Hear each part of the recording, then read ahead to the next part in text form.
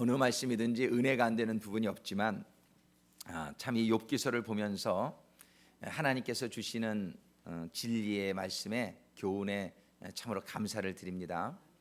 오늘도 여러분들이 말씀 받으시는 가운데에 정말 신앙생활에 너무 중요한 교훈을 매주 이렇게 주고 계신데, 지금 욥기서를 4주째 우리가 보고 있습니다. 첫째 주에는 욥의 근원적인 잘못이 무엇이었는지를 생각해 보았습니다. 저기 몇몇 성도님들한테 그런 고백을 들었어요. 욥의 잘못을 들으면서 나의 잘못을 이렇게 깨닫게 되는 그런 은혜가 임했다는 말씀 들으면서 참 감사했고요. 욥은 욥이 정말 깨닫지 못했던 아주 중요한 그 죄가 무엇이냐면 자기의 자신의 의의를 내세우는 그런 죄지요. self-righteousness. 그래서 그것을 하나님께서 깨닫게 해주시고자 이런 모든 역사를 하고 있는 것을 성경은 증거합니다. 하나님이 주신 건강과 하나님이 주신 믿음과 하나님이 주신 모든 그 생명을 가지고 우리가 살아가면서도 그걸로 무엇을 했으면 다 하나님이 영광 받으셔야 마땅함에도 불구하고 그거를 자기가 한 것으로 착각을 해서 자기가 그 마땅한 응답을 받아야 된다라고 생각하는 그러한 인과응보의 사상, 그것이 욥에게는 자기의 의의를 내세우는 그러한 죄를 범하게 하였고, 또 그 인과응보의 사상은 친구들이 그 욥이 당하는 고난을 보면서 하나님께서 그의 훈련의 과정 속에서 주는 고난임을 깨닫지 못한 가운데 내가 잘못했으니 이런 결과가 있지 않느냐라고 정죄하는 마음을 또한 주는 그런 원인 제공이 되었습니다. 그래서 우리는 지난주에 이런 원인 제공이 된 인과응보의 정신, 이것이 부분적인 진리는 있지만 이것이 다가 아니라는 사실이에요. 하나님께서 에덴 동산에서 선악과를 따먹지 말라고 한 원인이 거기에 있어요. 사람들이 우리는요, 이게 선과 악을 분별하는 그런 것보다는 실질적으로는 하나님의 그저 말씀에 순종하면서 살면 된다는 거예요. 근데 사람들이 선악과를 따먹은 이후에는 그거를 갖다가 전부 다른 사람을 정죄하는 데 사용한단 말이에요. 저 사람은 저게 잘못됐고 저 사람은 저게 잘못됐고 저 사람은 저게 잘못됐고, 이 선악과의 폐단이 얼마나 큰지 몰라요. 그런데 이 인과응보 옳은 거죠. 그게 틀린 게 아니죠. 그렇지만 그것이 사랑으로 하는 것이 아니라 정죄하고 판단하는 그런 양상으로 생활 속에 나타나게 될 때에 그 사람은 하나님 앞에 가장 큰 죄를 짓는 결과가 되기 때문에 하나님은 선악과를 따먹지 말라 그랬던 것이고, 너희들은 이 세상에서 그런 옳고 틀린 거를 자기에게 적용을 할 때 다른 사람에게 절대로 판단하지 말라는 것을 가르쳐 주는데, 이런 인과응보의 사상이 바탕된 사상은 전부 옳고 그름을 그저 따지고 자기한테는 안 따지고 남에게, 그런 문화가 조성되어 있단 말이에요. 근데 인과응보의 사상만으로 그것이 정말 이 세상이 이루어져 간다면 우리는 이 세상에 지금 숨쉬고 살아있을 사람이 하나도 없다는 거예요. 이 세상에 죄 안 지은 사람이 어디 있고 그 죄의 싹은 사망인데 여기에 남아있을 사람이 어디 있냔 말이에요. 이 세상은 인과응보를 뛰어넘는 한 가지의 원리가 있는데, 이 세상을 살아가는 그 원리가 뭐냐면 사랑이요 은혜라는 것입니다. 하나님이 우리 죄 지은 우리를 다 죽여야 마땅하지만 그게 인과응보예요. 인과응보대로면 다 죽여야 돼요, 하나님이. 그런데 하나님은 그 인과응보대로 하지 아니하시고 이 죄 지은 사람들을 사함받을 수 있는 길을 열어주신 거예요. 자기의 독생자를 내어주심으로, 그래서 그가 우리의 죄를 위해서 죽게 하시고 그 인과응보, 우리가 받을 죄를 대신 주님이 받아주심으로 말미암아 우리가 살아날 수 있게 해주신 것이 하나님의 사랑이요 하나님의 은혜란 말이에요. 하나님은 이거를 우리 보고 배우라고 하시는 거예요. 우리들이 이 세상을 살아갈 때에 절대로 하나님의 말씀을 가지고 다른 사람을 판단하는 데 쓰지 않게 되기를 바랍니다. 그렇게 되면 당신은 판단의 죄, 가장 큰 죄, 하나님의 자리에 앉고자 하는 죄에 빠지게 된단 말이에요. 하나님은 우리를 보고 사랑으로 살라고 하십니다. 하나님은 우리 보고 은혜로 살라고 하시는 거예요. 다른 사람의 잘못을 보더라도 그것을 감싸주고, 그것을 이해해주고, 그것을 용서해주고, 그러면서 사람 이루는 것이 천국이라고 말씀해 주시는 것입니다. 우리는 지금 지난 3주 동안의 시간에 걸쳐서 욥이 지은 죄, 친구들이 빠진 죄, 그 죄의 원인에 대해 생각을 해봤는데, 오늘은 세 번째 친구인 소발이 11장에서 준 말한 다음에 욥이 12장, 13장, 14장 그 말에 대답하면서 그 다음에 하나님의 기도로 이어지는 내용을 통해서 이 욥의 그 마음의 상태, 그의 고백을 통해서 욥이 또 가지고 있던 다른 한 중요한 우리가 깨달아야 될 교훈을 우리가 오늘 받을 수 있게 되기를 바랍니다. 제가 너무 욥을 비판적으로 보고 있는지 모르겠어요. 그런데 욥의 고백의 내용을 가만히 보면서 정말 그가 힘들고 그가 어렵고 그랬던 건 우리가 참 동감한단 말이에요. 그런데 그가 왜 그렇게 힘들었는지, 그가 왜 그렇게 그 고난 가운데에 정말 이런 고백이 나올 수밖에 없었는지를 우리가 좀 깨닫게 되기를 원해요. 그래서 우리는 그 욥과 같은 고난을 당하지 않아도 우리가 오늘 받는 교훈을 통해서 하나님이 주시는 이 메시지, 이 교훈을 깨달을 수만 있다면 너무 좋겠다, 그런 생각이 듭니다. 욥처럼 10자녀를 다 얻는 그런 어려움이 당하면 어떡하겠어요? 그거 어떻게 이겨내겠어요? 정말 욥이 그런 일을 당함으로 말미암아 그 사건을 통해서 우리에게 주는 교훈을 우리가 미리 받고 깨닫는 게 좋은 것인 줄로 믿습니다.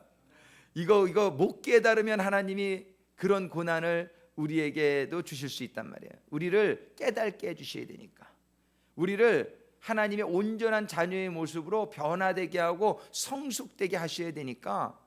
그런데 이 고난을 당하지 않고도 깨달을 수 있다면 얼마나 좋겠느냐, 그런 생각을 해봅니다. 자, 오늘 욥은요, 여러분들 그 욥기 13장 우리가 오늘 20절부터 28절까지의 말씀을 보았지만 실제 오늘 말씀은 12장부터 14장 이 세 장이 욥이 그 소발의 말 이후에 대답하면서 기도로 이어진 그 내용 전체를 우리가 볼 수 있게 되기를 바랍니다. 욥의 이 내용들을 가만히 살펴보면은 욥이 하나님에게 굉장히 원망을 많이 하고 있는 것을 들어봅니다.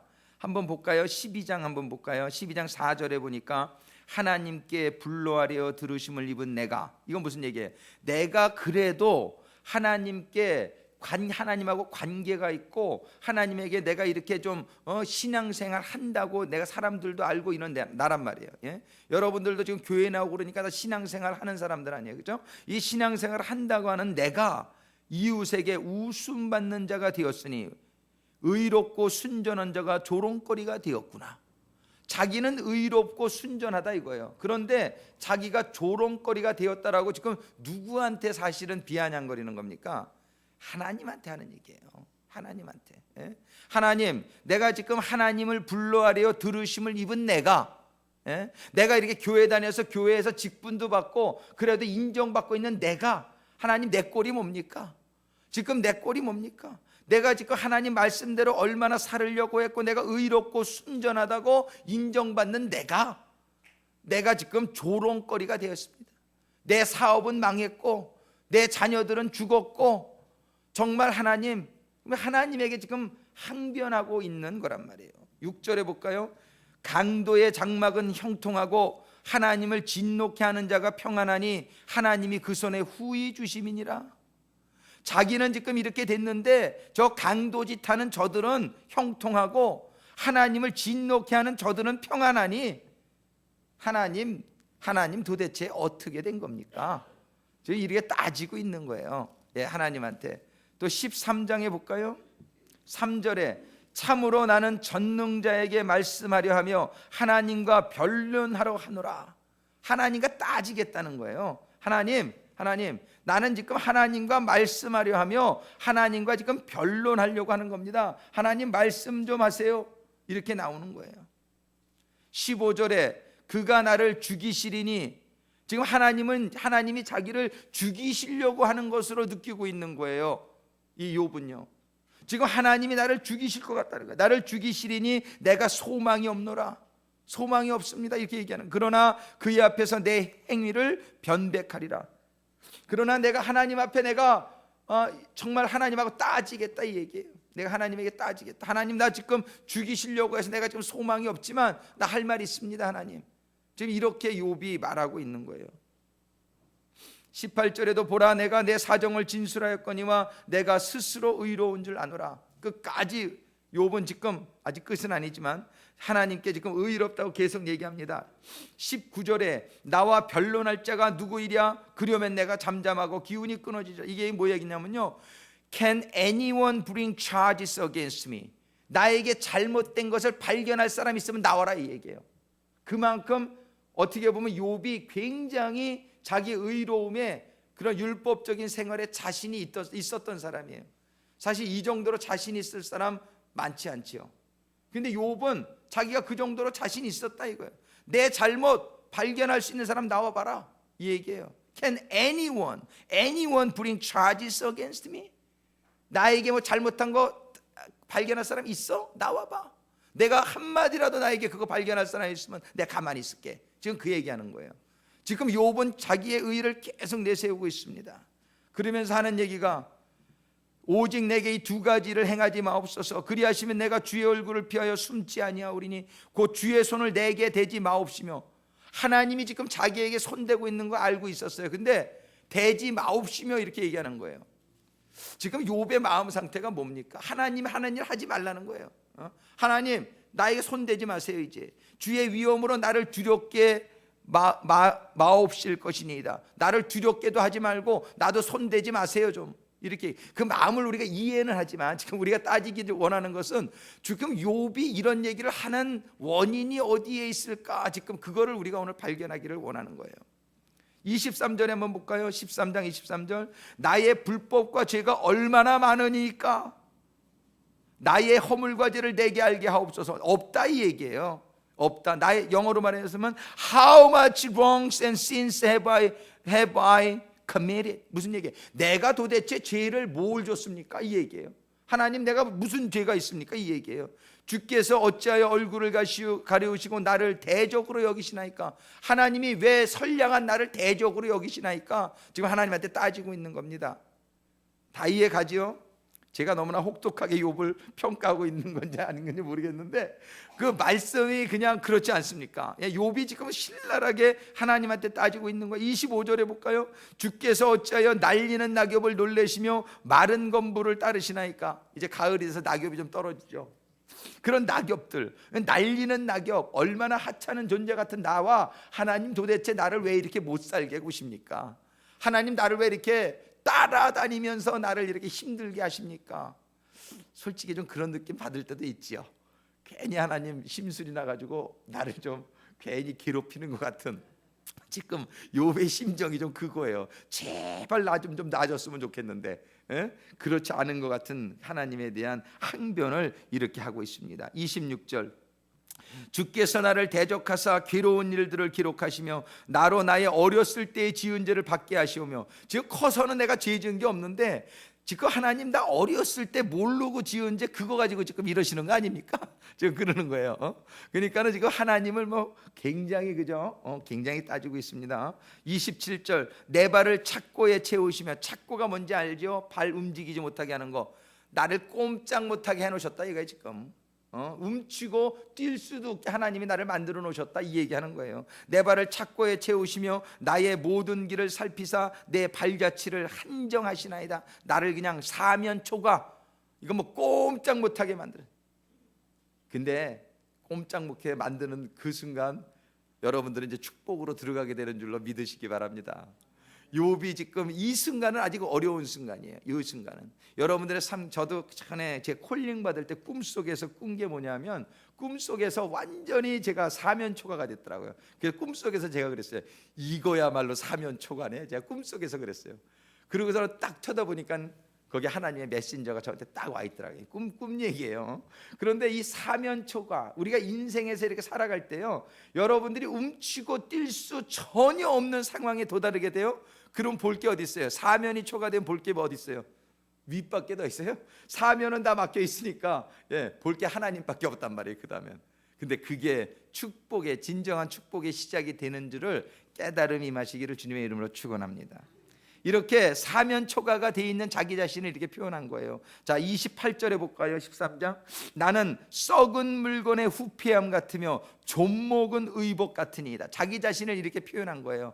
야, 정말 썩은 물건의 후피함 같으며, 정말 썩은 상한 음식, 그런 거 자기가 상한 음식 같다는 거예요. 그리고 그냥 그 좀먹은 의복, 그러니까 자기 자신을 얼마나 이렇게 비참하게 이렇게 자기 자신을 표현하고 있냐는 말이죠. 욥이 이렇게 표현을 하고 있는데, 자 보세요. 나중에는 어떻게까지 가냐면은 14장 10절에 보니까 사람은 죽으면 소멸되나니 그 기운이 끊어진즉 그가 어디 있느냐. 부활의 소망도 없었다는 걸 볼 수 있어요. 사람이 죽으면 없어지나니 이런 얘기예요. 오히려 그는 뭐라고 그러냐면 7절에 보면 나무는 소망이 있나니 이렇게 얘기해요. 나무는 찍혀도 다시 물 대주면은 또 새싹이 나고 그러는데, 인간은 죽으면 끝 아닙니까? 하나님 나를 아주 죽이시려고 작정을 했죠. 그러니까는 사람은 죽으면 소멸되나니 그 기운이 끊어진 즉 어디 있느뇨. 이래가면서 14절 사람이 죽으면 어찌 다시 살리까. 욥에게 뭐가 없어요? 부활이 없어요 지금 욥에게. 그러면서 하는 얘기가 나는 나의 싸우는 모든 날 동안을 참고 노이기를 기다렸겠나이다. 좀 제발 살아있는 동안에 나를 좀 살게 해 주옵소서. 날 좀 놔주시오. 영어 성경에 보면 release라는 단어를 써요. 근데 이 NIV에는 renewal이라고 그러는데 원래 저거에는 release. 나를 좀 이렇게 release 해놓으라면, 나를 좀 놔주세요. 하나님 한마디로 그 얘기하는 거예요. 놔주세요. 19절 우리 한번 같이 읽어볼까요? 19절에 아주 같이 있습니다. 물은 돌을 닳게 하고 넘치는 물은 땅의 띠끌을 씻어버리나이다. 이와 같이 주께서는 사람의 소망을 끊으시나이다. 이럴 땐 할렐루야 하면 안 되지. 하나님이 사람의 소망을 끊으시는 분이니까 주시는 분이십니까? 근데 욥은 지금 무슨 얘기를 하고 있어요? 아이고 하나님은 사람의 소망을 끊으시는 분이군요 이러고 있어요. 욥의 하나님의 이해가 잘 돼 있는 겁니까? 잘못되어 있는 겁니까? 욥이 저를 내려다보시면 조금 서운하실지 모르겠지만 요 당시에는 그랬던 것 같아요. 욥이 이제 나중에 깨닫게 됐지만, 자 욥은요 결국 하나님에 대해서, 하나님은 사람의 소망을 끊으시는 하나님이라고까지 이렇게 표현하고 있어요. 자, 우리가 오늘 이 욥의 모습을 통해서 중요한 한 가지를 발견할 수 있게 되기를 바랍니다. 그것은 뭐냐면 우리가 신앙생활을 하고 있는데요, 지난주에 우리가 하나님의 은혜와 사랑 그거에 포커스를 맞췄고, 이번 주에는 아주 중요한 겁니다. 자, 우리가 신앙생활을 하는데 이게 얼마나 중요한 건, 이거를 잘못 가지고 있으면 욥과 같은 이런 얘기를 하게 돼요. 우리가 신앙생활 하는데 가장 중요한 거, 너무 중요한 거, 이 너무너무 중요해요. 이거를, 그런데 신앙교회를 나오면서도 신앙생활 하면서도 이거를 깨닫지 못해서 이런 욥과 같은 원망이 나올 수 있어요. 그것이 뭐냐면요, 지난주 메시지하고도 사실은 연결이 좀 되지만 그것은 신앙생활하는 데 있어서 가장 중요한 거라고 할 수 있어요. 우리 기독교인이 가장 중요한 거, 하나님에게서도 가장 중요한 거, 그것이 뭐냐면 사랑이죠. 근데 그 단어가 오늘 주고자 하는 교훈은 아닌데 사랑이죠. 우리 하나님에게 가장 중요한 거 사랑이죠. 우리 지난주에 그 얘기에서 우리가 하나님에게 가장 중요한 거 사랑이죠. 근데 사랑이 뭐예요? 사랑이 뭡니까?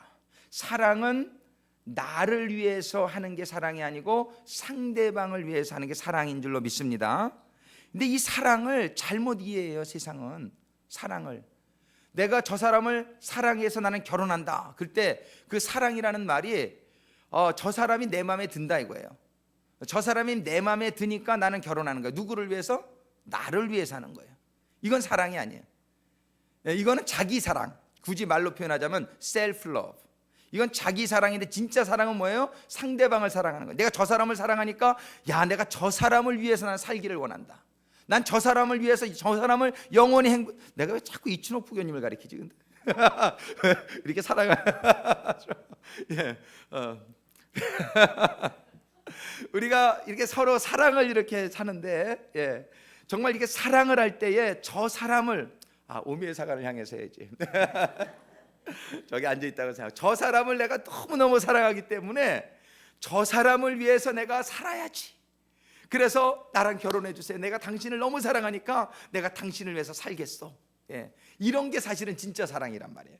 근데 진짜 그런 사랑이 얼마나 있냔 말이에요. 있지요, 있겠죠. 있겠지만 대부분은 뭐냐면 저 사람을 내 아내로 취하면, 저 사람을 내 남편으로 취하면 내가 좀 행복할 것 같아. 그죠? 그럴 때 그 사랑은 뭐냐면은 셀프 러브예요. 셀피시 러브. 자기 중심적인 사랑이라는 거예요. 근데 이거는 진짜 사랑이 아닙니다. 우리가 이 사랑을 그런 사랑으로 시작했더라도 오늘 사랑의 수준을 오늘 승격시키는 날이 되기를 주님의 이름으로 축원합니다. 진짜 사랑은 뭐냐면요, 하나님의 사랑이에요. 진짜 사랑은 하나님이 우리를 사랑하셔서 독생자를 내어주시는 사랑. 그러니까 독생자는 하나님에게 가장 소중한 거 아니에요. 내 생명 내어주는 거는 물론이고 내 생명보다 내 독생자가 더 중요하지 않습니까? 더 소중하지 않습니까? 그 독생자를 내어주는 사랑, 이 사랑은 이게 우리가 많이 들어서 지금 이렇게 듣죠. 이걸 갖다가 책으로 쓴 분이 있어요. Crazy Love, Crazy Love. 이건 정말 미친 사랑이에요, 미친 사랑. 이게 우리 인간의 생각으로 사랑할 때는 이게 정상적인 사랑이 아니죠. 이거는 Crazy Love예요, Crazy Love. 예, 누구를 사랑해서, 내가 누구를 사랑해서, 내가 정말 누구 우리 장로님을 사랑해서 내 독생자를 내어주는 이 세상의 상식으로 생각하면 이건 크레이지죠, 크레이지. 근데 그게 하나님의 사랑이에요. 하나님은 상대방을 위해서 자기의 목숨 정도가 아니라 자기의 독생자까지 내어줄 수 있는 사랑, 그게 진짜 사랑이라고 말씀해 주세요. 이 사랑이 뭐냐면은 나를 위한 삶이 아니라 남을 위한 삶, 이것이 천국의 삶의 원리입니다. 천국은 이러한 하나님의 사랑으로 이루어지고 이렇게 지탱되어져 나가는, 건설되어진 그런 세계가 천국입니다. 하나님은 이제 당신의 자녀들이, 욥이 그 사랑을 깨닫게 되기를 원하셨어요. 근데 욥이 가만히 보니까 만약에 욥이 그런 사람, 그래서 우리 주님께서는 이 세상에서 가장 큰 두 계명이 뭐라 그랬어요? 첫 번째는 마음을 다하고 목숨을 다하고 뜻을 다해서 하나님을 사랑하라. 근데 거기에 보면 마음을 다하고 목숨을 다하고 생명을 다해서 뜻을 다해서 하나님을 사랑하라 그랬어요. 생명을 다해서 목숨을 다해서 하나님을 사랑하라는 거예요. 하나님이 그래 소중하고, 그 다음에 이웃을 내 몸과 같이 사랑하라. 만약에 욥이 그렇게 하나님을 사랑했더라면, 그렇게 하나님을 사랑했더라면 그가 모든 것을 잃었다 할지라도, 모든 것을, 그의 전부는 누구예요? 하나님. 그의 전부가 하나님이었더라면 그는 이렇게까지 실망하진 않았을 거예요. 그런데 이 사람은, 욥은 지금 하나님을 열심히 제사 지내고 하나님을 열심히 섬기고 그랬던 사람이 있지만 목적이 어디에 있었어요? 자기에게 있었어요. 내가 하나님한테 이렇게 제사 지내고 하나님한테 내가 죄를 안 짓고 이렇게 살면은 내가 잘 되리라고 생각했어요. 그 신앙생활의 목적이 어디에 있었냐면은 self-centered. 그 신앙생활을 하는 목적이 나의 유익에 있었단 말이에요. 자기 중심. 이 자기 중심적인, 그래서 그런 사람 있죠. 교회 나가면 뭐가 좋아? 교회 나가니까 좋은 거 하나도 없대. 아유, 교회 나가니까 그냥 사람들하고 그냥 그 시험 들고 티켓도 띄고 그냥 맨날 거기 가느라고 어디 놀러도 못 가고 그냥 교회 나가니까 좋은 거 하나도 없대. 이게 무슨 일? 자기 중심적인 그런 생각 가운데서 그런 게 나오는 거예요. 교회는 하나님을 위해서 나오는 곳이 교회가 되어야 됩니다. 신앙생활은, 근데 이 수준까지 이제 우리가 올라가기를 바라는 거예요. 이게 처음에는 다 애기 같은 신앙, 나를 위해서, 그건 다 애기 같은 신앙. 애들은 다 뭐예요? 자기 중심적이죠. 다 내 거. 예. 신앙생활도 전부 처음에 그렇게 시작하지만 그것이 승화되어서 하나님이 기대하시는 신앙으로 올라가야 된다는 것이에요. 지금 욥은 하나님을 열심히 섬기는 사람이었어요. 하나님을 열심히 섬기고 하나님의 말씀대로 열심히 살았어요. 근데 그의 그렇게 사는 신앙생활의 목적이 어디에 있었느냐 말이에요. 그 신앙생활의 목적이 자기에게 있었단 말이에요. 그러니까는 12장에 보면 이런 말이 나오는 거예요. 하나님께 불러하려 들으심을 내가 하나님께 12장 4절 하나님께 불러 아뢰어 들으심을 입은 내가 이웃에게 웃음받는 자가 되었으니 의롭고 순전한 자가 조롱거리가 되었구나. 하나님, 내가 그렇게 하나님 잘 모셨는데 나를 조롱거리 만들었어요. 하나님, 나를 지금 하나님 믿는다고 이렇게 지금 내가 이렇게 살았는데 나를 조롱거리 만드신 하나님 잘한 거예요? 이렇게 얘기하는 거예요. 지금 이 사람이 하나님을 위한 신앙을 가지고 있었던 사람이라면 조롱거리를 만들었다 할지라도 하나님, 내가 이 조롱거리가 된 것을 통해서 하나님이 어떻게 영광을 받으실 수 있을까요? 이 사람의 모든 마음이 하나님의 영광을 받는 데에 있고 하나님이 높아지시는 데에 있었다면 모든 자기가 처한 환경을 다해서 어떻게 하면 내가 이 순간에 하나님과 영광을 돌릴 수 있을까, 그걸로 생각했을 거예요.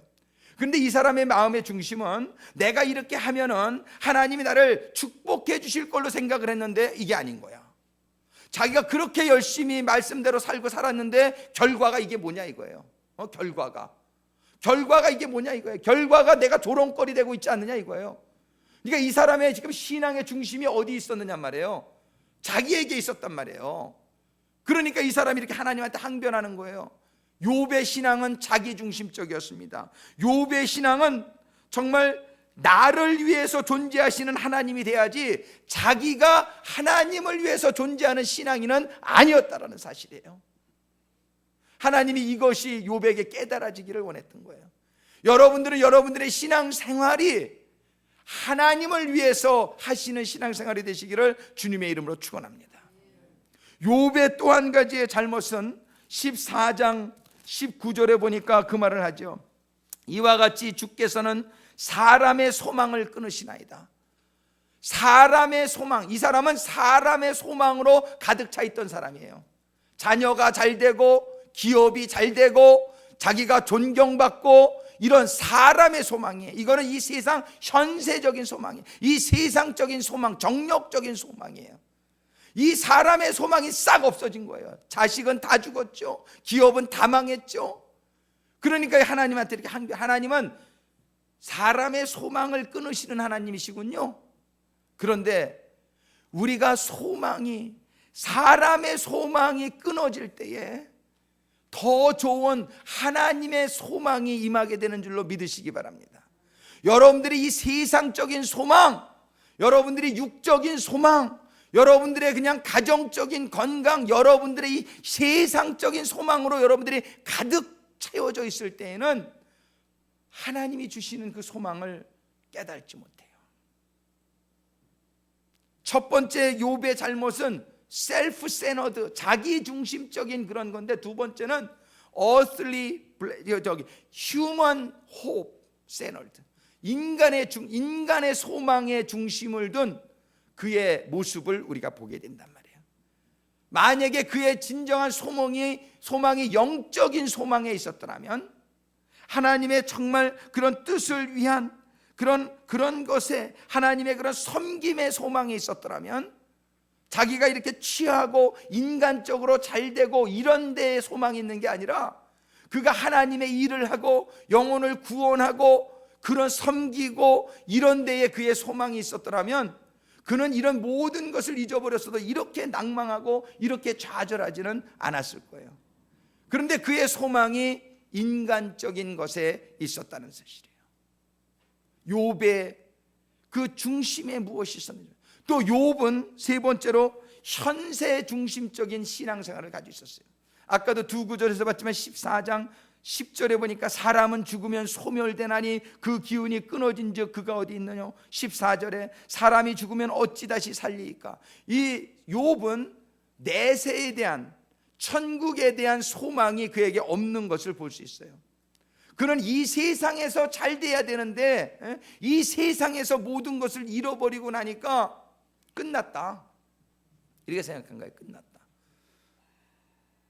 욥의 신앙의 중심을 우리가 오늘 잘 이해할 수 있게 되기를 바랍니다.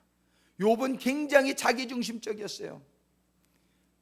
내가 하나님을 위해서 존재하는 게 아니라 하나님이 나를 위해서 존재해야 되는 그런 신앙이에요. 자기중심적입니다. 또 이 인간적인 소망, 이것이 잘 돼야지 육적인 소망, 이 세상적인 소망에 그의 모든 소망이 들어있었던 거예요. 그게 다 없어지니까 하나님은 나의 소망을 다 쓸어버리시는 하나님, 다 끊어버리시는 하나님, 이런 원망만 나오게 된 거예요. 여러분들의 소망은 어디에 있습니까? 여러분들의 소망이 정말 영적인 데에 있습니까? 아니면 육적인 데에 있습니까? 욥은 현세 중심적이었어요.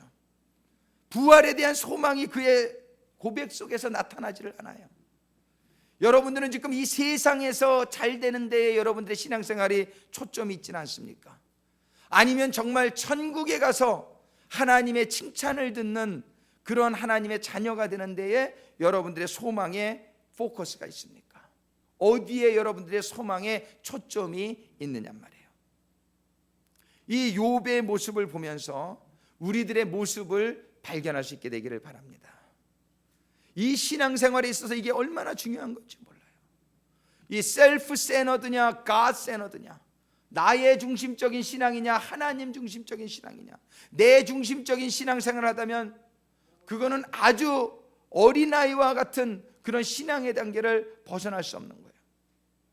우리는 성숙한 신앙, 진정한 하나님의 사랑의 의미를 깨닫는 신앙, 진정 예수님 하나님처럼 독생자까지 내어줄 수 있는 그런 희생과 섬김의 신앙, 이러한 신앙이 천국을 건설하는 신앙이라는 걸 알려주십니다. 우리가 왜 교회에서 어려움을 겪습니까? 전부 자기중심적이고 육적 중심적이고 현세 중심적인 그런 신앙 때문에 우리가 문제가 생기지 않습니까? 저 사람이 나에게 잘해줘야 되는 거예요. 나를 존경해주고 나에게 잘해줘야 내가 해피하지. 내가 어떻게 하면 저 사람을 존중해주고, 내가 어떻게 하면 저 사람을 행복하게 해주고, 내가 어떻게 하면 저 사람을 이렇게 격려해주고 용기를 북돋아 줄 수 있을까?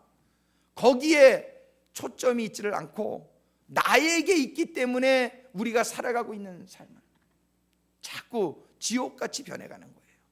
내가 상처받았기 때문에 교회 가기 싫다는 거예요. 하나님 믿기 싫다는 거예요. 왜? 나한테 좋아야지. 내한테 좋아야 가는 거지. 전부 이게 어디에 있냐면 나 중심적인 데에서 이런 모든 원망과 이런 일들이 일어난단 말이에요. 욥이 지금 참 겉으로 보기에는 얼마나 경건한 신앙인이었느냐 말이에요. 그런데 이 욥이 시험 드는 이유가 어디에 있는지 오늘 다시 한번 볼 수 있단 말이에요. 자기중심적인 기복적인 그런 현세적인 인간적인 이런 신앙의 자세를 가지고 있으면 얼마나 시험 들기가 쉬운지 몰라요. 하나님도 원망하게 되고 하나님에게 따지자고 겉들고, 이게 그러니까는 오늘 하나님은 이 욥기서를 통해서 또 우리에게 주시고자 하시는 교훈이 우리들에게 와닿을 수 있게 되기를 주님의 이름으로 축원합니다. 얼마나 여러분들이 이걸 받아들이는지 모르겠어요. 오늘날 현실 21세기의 교회와 성도들은 정말 이런 신앙을 찾아보기가 힘든 것을 발견하게 됩니다. 얼마 전에 온누리교회가 창립 몇 주년인가 해서 큰 축제를 벌이면서 제가 참 존경하는 지금 샌프란시스코 홈레스 미션을 담당하고 있는 프랜시스 찬 목사님을 초청했어요. 몇 주 전 얘기예요. 거기에 가서 수만 명의 사람들이 모이는데 설교를 하는데 목사님이 시작하시면서 그런 얘기를 하시더라고요. 참 내가 오늘 설교하기가 힘들다고 그런 얘기를 하시더라고요. 왜 힘드냐면 지금 온누리교회는 얼마나 칭찬듣는 교회냔 말이에요. 정말 한국에서 최고의 교회 중에 하나고 전 세계가 지금 존경하는 그런 교회 중에 하나란 말이에요. 그런데 하나님이 주시는 말씀이 요한계시록 3장의 말씀을 주시더라는 거예요. 요한계시록 3장의 말씀을 제가 읽어드립니다. 3장 1절입니다. 사대교회의 사자에게 편지하기를 하나님의 7영과 7뼈를 가진 이가 가라사대 내가 네 행위를 아노니 네가 살았다 하는 이름은 가졌으나 죽은 자로다. I know your deeds. You have a reputation of being alive, but you are dead. reputation. 사람들은 이 reputation을 굉장히 중요시 여깁니다. 남들이 볼 때에 내가 좀 이렇게 믿는 사람 같고 좀 존경받을 만한 사람, 그런 사람이 되는데, 그러니까 자기에게 중심이 가 있는 거예요. 신앙생활을 하는데 내가 어떻게 하면 내가 죽어서라도 하나님을 높이고 다른 사람을 사랑하고 섬기고 이런 데에 신앙생활의 목표가 있는 게 아니라, 내가 좀 인정받고 내가 잘 되고 우리 교회가 잘 되고, 전부 이런 셀피시한 여기에 중심. 근데 온누리 교회 그분이 그래요. 물론 훌륭한 분들도 많이 있으리라고 생각을 합니다. 그렇지만 하나님이 오늘 주신 말씀이 이 말씀입니다. 그러면서 이 말씀을 선포하는데, 온누리 교회 그 수만 명의 교인들에게 얼마나 큰 회개의 역사가 그날 밤에 있었는지 몰라요. 너희가 살았다 하는 그 평판은, 이름은 가졌으나 너는 죽은 자로다. 무슨 얘기입니까? 우리가 이 신앙의 근본에, 우리가 정말 신앙생활을 하는 경건의 모습은 있으나 경건의 능력은 없는, 경건의 능력이 뭡니까? 사랑하는 게 경건의 능력 아닙니까? 용서하는 게 경건의 능력 아닙니까? 그런데 사랑 못해요. 자기만 사랑하죠. 남을 용서 못해요. 이해 못해요. 헌신 못합니다. 섬기지 못합니다. I know you did. 내가 너의 행위를 아노니, 너의 행위를 아노니 너는 살았다 하는 이름은 가졌으나 죽은 자로다. 이 말씀이 오늘 우리들에게 임할 수 있기를 원합니다. 욥은 겉으로 볼 때는 살았다 하는 자였어요. 얼마나 존경받는, 인정받는 그런 신앙이었는지 몰라요. 그런데 그가 이 세상의 것을 다 잃어버리게 되었을 때 그의 적나라한 신앙의 모습이 드러나는 것을 오늘 성경은 보여줍니다. 그는 하나님에게 손가락질을 하고 있어요. 그는 하나님에게 따지자고 얘기하고 있어요. 하나님 어디 계십니까? 나를 이렇게 조롱거리로 만드십니까? 하나님 나를 죽이시려 하는군요. 하나님 나의 소망을 모두 걷어갔군요. 막 이러면서 하나님한테 따지고 있는 거예요. 혹시 여러분들에게 모든 자녀들이 죽어지고 여러분들이 하는 모든 기업이 망했을 때에 여러분들은 어떠한 자세를 가질 수 있을까요? 욥과 같이 되지 않게 되기를 축원합니다.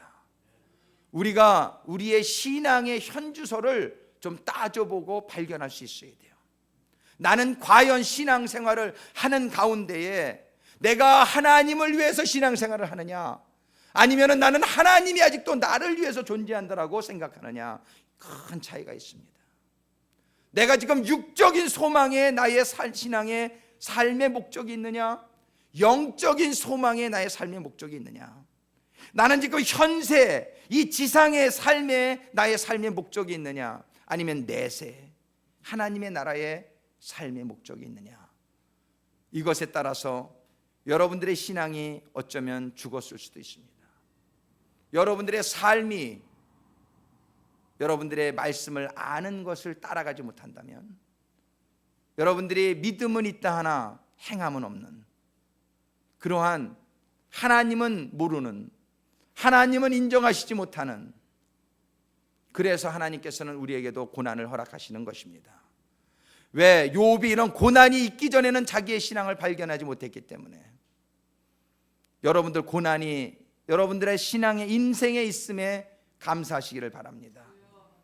여러분들의 그 고난의 시간 동안에 여러분들의 믿음의 현주소를 처절하게 분석해보고, 여러분들이 따져보고, 여러분들의 신앙이 도전받고 하나님이 기뻐하시는 모습으로 변화를 결단하는 신앙인으로 거듭나게 되시기를 주님의 이름으로 축원합니다. 사랑의 아버지 하나님, 참으로 감사합니다. 욥의 모습이 바로 저희들의 모습임을 고백합니다. 아버지 하나님, 저희들의 당하는 크고 작은 고난의 의미가 다시 한번 새롭게 저희들에게 깨달아지게 하심에 감사를 드립니다. 아버지 하나님, 이러한 고난 가운데에 저희들의 신앙의 현주소를 보게 하시고, 이 고난이 하나님이 우리를 겸손케 하고 깨닫게 하시고 오직 하나님만이 소망이 된 삶으로